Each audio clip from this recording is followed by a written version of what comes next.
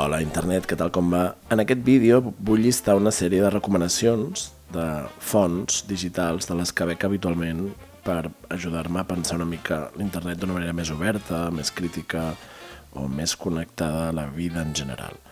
Hi ha barrejats butlletins, podcasts i vídeos que vaig a buscar com a mínim un cop a la setmana. Faig el vídeo perquè he pensat que ara que estem en ple estiu pot ser un bon moment per afegir noves fonts a la vostra dieta digital. Som-hi. So to start, what are you guys' favorite wellness trends? Comencem amb Garbage Day, que és la newsletter del Ryan Broderick, que és un ex-periodista de BuzzFeed News i Vice. Aquest newsletter surt 3 cops per setmana i és molt interessant perquè se centren com les subcultures d'internet salten al mainstream i fa una mica com una cartografia de tot aquest procés des del nínxol a la conversa més pública. I això fa que es parli molt també de com estan dissenyades les plataformes que van donant forma a aquests fenòmens i tal. El to és molt desenfadat i bastant polititzat, i diguéssim que mola perquè és com la versió en podcast del Know Your Meme, no? Com d'anar a buscar quelcom del que s'està parlant bastant en l'àmbit digital i desgranar-ho fins als seus orígens. També té aquest podcast que esteu veient de fons que es diu Panic World, on fa una mica una versió audiovisual del mateix. The Ideas Letter, que és un projecte de la Open Society Foundation, la fundació de George Soros, llançat el 2024 i dirigit editorialment per Leonard Bernardo, que és com el vicepresident de la fundació, surt cada 2 setmanes i la gràcia que té és que publica assajos encarregats expressament a figures molt ben seleccionades del pensament polític, social i digital global.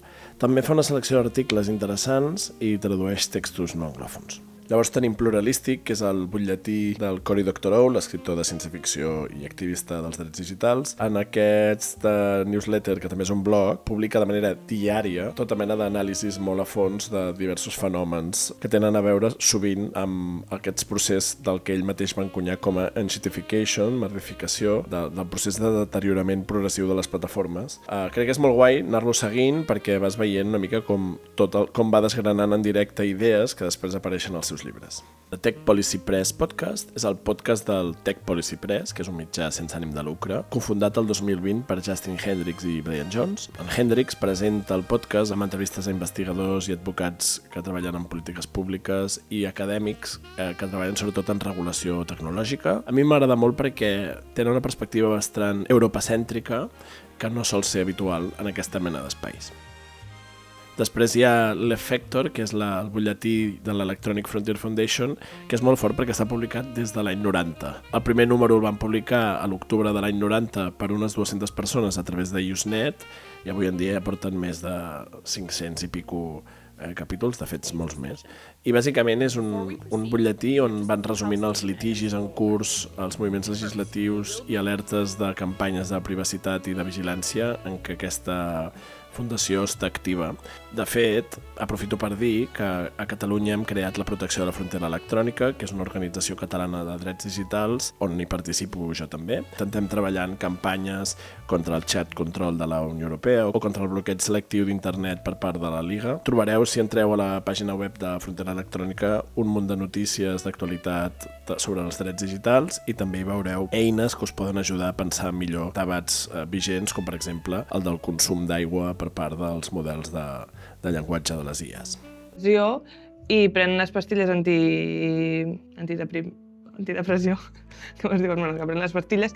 També escolto tots els capítols de Radio Noia, de la Mar Vallverdú. És un podcast en català setmanal que, amb una mirada irònica i satírica, parla de les cultures i les subcultures de l'internet. És molt interessant perquè la Mar sempre fa una mirada molt personal i a la vegada que toca moltes tecles, percepcions, sensacions i maneres d'entendre la realitat social del nostre internet, però també d'una manera molt global. Me n'agrada molt que no es pot identificar una frontera clara entre tot allò que passa en clau catalana i tot allò que passa en clau global, i això em fa sentir molt a casa. M'agrada molt que no hi hagi aquest trencament d'esferes. Mediàtic de les violències masclistes. Al juny de 2023, la periodista Maika Navarro publicava en exclusiva a La Vanguardia i a El Programa de Ana Rosa. Morgan és el banc més gran del món occidental A nivell global només queda darrere dels grans bancs xinesos. Tot sota regulació ambigua. El límit del que poden o no poden fer NSO el posen ells. NSO és només un dels engranatges d'una economia basada en... També hi ha el col·lectiu Pantube, en el que molts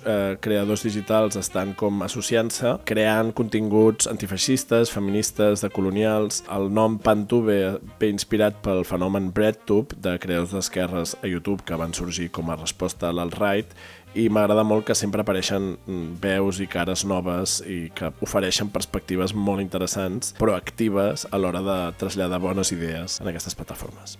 This course will teach you everything from using reference to painting with volume and depth to rendering different materials and everything in between. La Aegis és una videoassagista de Nova Zelanda que és coneguda per recuperar controvèrsies de l'internet de finals dels 2000, principis del 2010 i sovint les connectant-les amb el món de l'art contemporani o amb l'actualitat. I find troubling, not because it's wrong exactly, but because I think it's counterproductive to the goal of combating the harms caused by companies like OpenAI. Let me be clear, I'm not... La doctora Fàtima, una creadora de contingut sobre ciència i societat, bàsicament fa una mirada políticament activa a les qüestions que tenen a veure amb el món científic. És algú que coneix molt bé tot l'ecosistema de pensament. En el fons, sempre a favor de la ciència, malgrat que sigui crítica amb les maneres de funcionar de l'àmbit científic i acadèmic. At this hot dog stand, William, the homeless guy, actually left town to find a new job. He went over to tech. Darknet Diaries és un podcast d'en Jack Rhysider que parla d'històries reals sobre hacking dels darrers 40 anys. Parla també de la ciberdelinqüència, del dark web. És molt narratiu i accessible, té un punt de flipar. M'agrada perquè amb aquesta disfressa com de pràcticament un podcast de crims et parla de subcultures antigues del món dels hackers i també hi veus una vessant política i alliberadora molt interessant. Color, it's friendly and enthusiastic, so I've been trying it out here and there. La Lily Alexandre és una videoassagista i cineasta canadenca de Montreal que va debutar amb un vídeo que es deia Millions of Dead Genders, a Mokai Retrospective. És una videoassagista que treballa molt sobre la memòria digital i parla molt també de com la indústria tech ha trencat l'art i el gènere amb un to molt crític, tot i que té una manera de fer molt empàtica, molt interessant. Bé, i això és tot. Si teniu alguna recomanació en aquesta línia i la voleu compartir aquí baix, feu-ho. Si no, igualment, doncs espero que tingueu un molt bon estiu. Una abraçada.